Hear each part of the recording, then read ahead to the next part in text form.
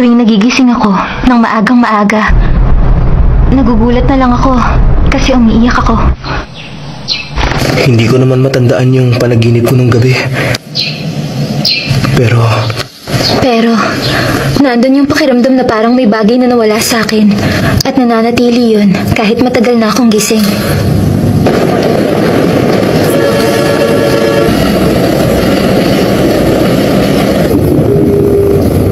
Lagi na lang akong naghahanap ng kung anong bagay o kung sinong tao. Parang alam ko kung kailan nagsimula ang pakiramdam na to. Isang araw lang ang naiisip ko. Yung gabing yun, nung magkaroon ng meteor shower, ang pakiramdam ko nun. Para bang eksena lang sa panaginip ang pinapanood ko. Isang napakagandang tanawin. このまま僕たちの声が世界の端っこまで消えることなく届いたりしたらいいのにな。そしたらね、二人でどんな言葉を放とう、消えることない約束を二人でせーので言おう。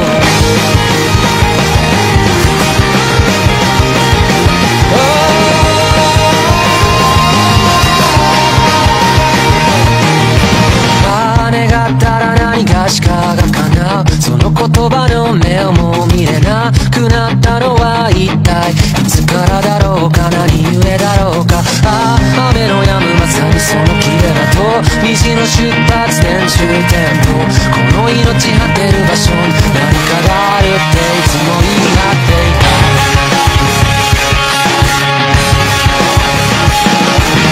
いつか行こうぜ、生命を見と磨いたくの感情にハイタッチして時間にキスをご資源にからかわれて、それでも君を見るよ。また初めましての合図を決めよう。君の名を今追いかけるよ。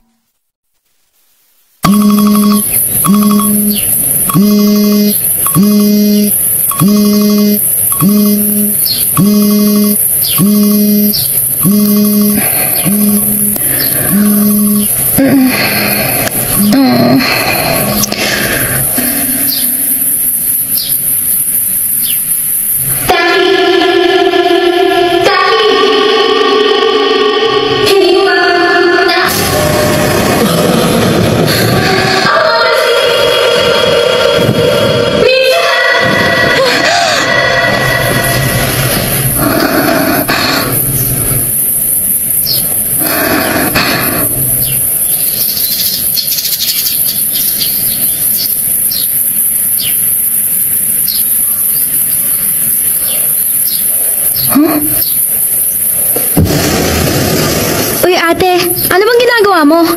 Teka, ate mo ko? Ewan, tulog ka pa yata. Breakfast na! Bumangon ka na dyan!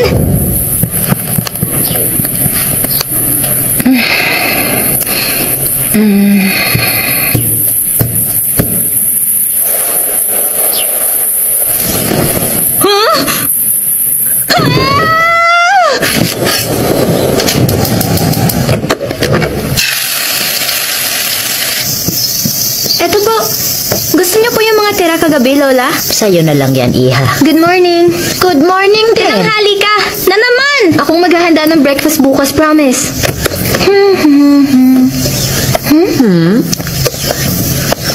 Sobra kaya to? Di bali na nga. Mukhang normal ka ngayon. Huh? Para ka kasing baliw kahapon eh. Teka, ano ibig mong sabihin? Magandang umaga po mga kababayan. Isa po itong anunsyo mula sa Town Hall ng Itomori. May kinalaman po ito sa nakatakdang eleksyong gaganapin sa ika-20 ng susunod na buwan. Ang election committee po ay isang buwan bago dumaan ang comet sa ating kalangitan. Once every 1,002 years lang ito. Malinaw at patatanaw ang comet ng ilang gabi bago ito tuluyang lumampas sa Earth. Hindi pa ba kayo makikipagbati sa kanya? Problema ng matatanda yun. Ang naghahanda para sa tinaguriang celestial show of the century. Alis na po kami!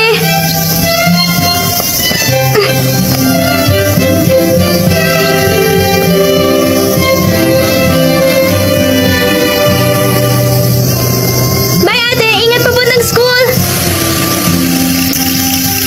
Ayun siya! Mitsuha! Oh, kayo pala. Saya ka, Tessie. Good morning! Ano ba? Bumaba ka na nga lang. Ay, bakit bang sungit mo? Bigat mo kaya? Masama ng ugali na talagang best friends. Magkasundo eh. Kaya. Uy, Mitsuha, ang ayos ng buhok mo ngayon ah. Huh? Buhok ko? Buti naman. Pinalayas ba ng lola mo yung sumapi sa'yo kahapon? Pinalayos? Oo, yung masamang espiritong nakasapi sa'yo. Tigilan mo nga yung pananakot mo sa kanya. Palagay ko stress lang talaga si Mitsuha kahapon. Di ba? Teka, sandali nga. Ano bang sinasabi niyo? Bakit? Hindi mo natatandaan? Ang pinaka-importante sa lahat ay ang pagtatag ng fiscal health ng bayang ito para sa pagpapatuloy ng paglago ng bawat isa. Sa sandaling makamit natin ang misyong ito, abot kamay na rin natin ang ligtas at payapang komunidad. Para saan pa ba yan? Siya pa rin naman ang mananalo. Alam mo ba, balita ko, namumudmud siya ngayon ng pondo. Hindi man si Miyamizu. Good morning. Ito. Pero dahil sa tulong, Wow, yung anak ng mayor tsaka ng kontraktor magkasama talaga. nagkakaroon na natin ang aktibo at makabuluhang buhay. Mitsuha! Ayusin mo nga ang paglalakad mo. Pati sa anak niya, stricto. Ano pa bang aasahan mo? Hindi Nakakahiya. dapat natin Kawawang tigil ang mga Mitsuha. nasimulan ng proyekto. Teka, Mitsuha! Kung pahihintulutan Sa harap pa talaga ng iba. nilingkod ko. Sino ka? Ang Tasukare. Makinig kayo mabuti sa akin, class. Narinig niyo ng salitang to, hindi ba? Yun yung twilight. Pag hindi na araw pero di pa gabi. Mas kilala rin bilang takip silim. Ito yung oras na ayon sa matatanda, naglalabasan ng mga engkanto. Ang iba pang tawag dito, yung dapit hapon o kaya afterlight. Para sa iba naman, eventide. Tingnan nga natin, Miss Miyamizu. Oh, ma'am! Akalain mo yun? Natatandaan mo ngayon ang pangalan mo ah. Hindi mo talaga maalala? Hindi eh. Ang weird mo kahapon. Kasi hindi mo matandaan kung nasan yung locker tsaka desk mo. Tapos bukod sa wala kang ribbon, parang hindi ka din nagsuklay. Talaga? Hindi nga. Grabe, Mitsuha. Para ka may amnesia. Ang totoo niyan. Pakiramdam ko para akong galing sa kakaibang panaginip. Alam niyo yun, yung panaginip na parang ibang tao ka? Ewan ko, hindi ko na maalala. Alam ko na. Baka yun yung nakaraang buhay mo o nakakonekta yung subconscious mo sa Everett Multiverse at nagpapalipat-lipat sa ibang dimension. Manahimik ka nga dyan, Tessie. Sandali, umawin ka nga. Ikaw yung nagsulat ng kung ano sa notebook ko, no? Ano? Hindi bali na nga. Pero sa totoo lang, Mitsuha, parang wala ka sa sarili kahapon. Masama bang pakiramdam mo? Hindi ko nga rin alam eh. Parang okay naman ako. Baka nga stress lang. Kasi diba, malapit na yung gagawin yung ritual. Huwag mo na nga ipaalala sa akin yun. Nagsasawa na talaga ako sa bayan na to. Sa sobrang liit, nakakasakal na. Gusto ko nang graduate agad para makalipat na ako sa Tokyo. Ay, sinabi mo pa. Wala naman kasi tayong mapapala dito sa Itomori.